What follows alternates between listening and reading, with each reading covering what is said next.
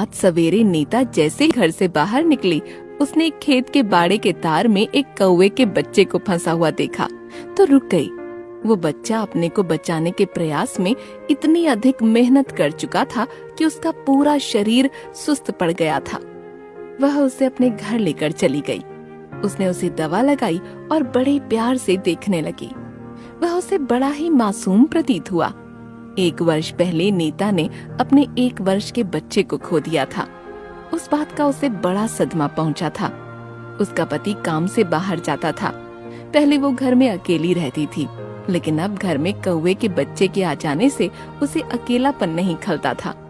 वो उसके साथ खेलने लगती थी, उसे प्यार से खाना खिलाती थी। लोग तीतर, बटेर, मुर्गा, मुर्गी, तोता इत्यादि पक्षियों को पालते हैं, लेकिन कौवे को कोई नहीं पालता। इसीलिए सभी लोग गोरी नीता और काले कौवे की इस अद्भुत दोस्ती को देखकर दांतों तले उंगलियां दबाते थे। नीता को उस बच्चे में सारी खूबियां नजर आती थीं। वो उसे सलोना कहकर बुलाती थी। सलोना सवेरे सवेरे अपनी दोस्त नीता को जगाने का काम भी करता था। हमेशा उसके आसपास ही रहता था। वो नीता का इशारा भली भांति समझता था। वो कभी भी दूर नहीं जाता था।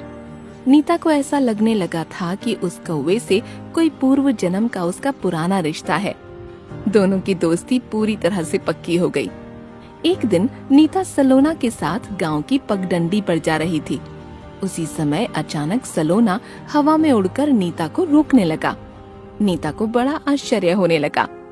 वो आगे बढ़ने की कोशिश करती और सलोना फिर उसे रोक देता। उसके बाद नीता ने पगडंडी के आगे नजर डाली तो उसके होश उड़ गए। एक विशाल नाग नागिन का जोड़ा रास्ते में ही था। सलोना ने उस खतरे को भांप लिया था, इसलिए वो अपनी दोस्त को सुरक्षित रखने का प्रयास कर रहा था। उसी समय नागिन आगे बढ़कर नीता के पास आने लगी तो सलोना उस पर हमला करने लगा। नागिन को भागने के लिए मजबूर होना पड़ा।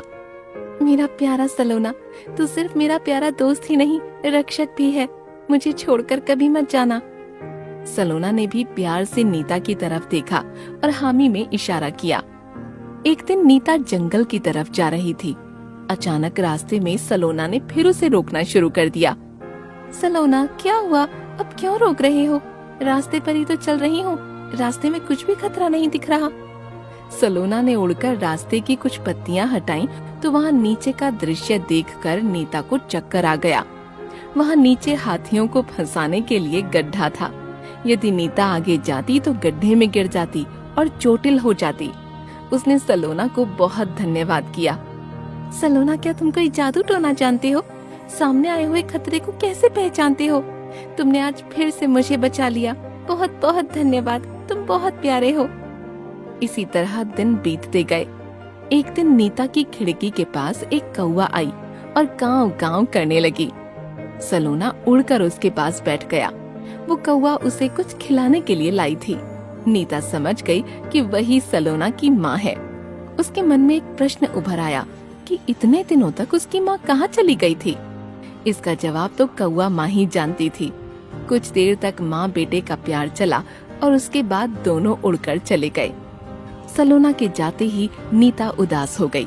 वो समझ गई कि अब सलोना को उसकी माँ मिल गई। वो हमेशा के लिए उसके साथ चला गया है। नीता की भूख प्यास मर गई। वो पछताने लगी कि उसने सलोना से इतनी दोस्ती ही क्यों की। एक पक्षी भला उसकी भावनाओं को क्या समझेगा। शाम होने को आई और निराश नीता की उदासी चरम सीमा पर बढ़ गई। उसकी आंखों में आंसू थे। उसे सलोना के साथ बिताए हुए दिन याद आ रहे थे। वो सलोना की आस छोड़ चुकी थी। जैसे ही सूरज ढलने लगा, नीता के कानों में कांव कांव की आवाज पड़ी। उसने खिड़की के पास देखा तो खुशी से झूम उठी। सलोना बड़े प्यारे अंदाज में आकर बैठ गया था। वो उड़कर नीता के पास आ गया। दोनों बिछड़े हुए दोस्त मिल गए। उनके दिल के फूल खिल गए। सलोना की माँ उसके साथ ही आई थी। वो अपने बच्चे के रक्षक नीता का धन्यवाद देने आई थी। अब तीनों प्रसन्न थे और उन्होंने मिलकर साथ में खाना खाया। अब तीनों साथ साथ रहने लगे।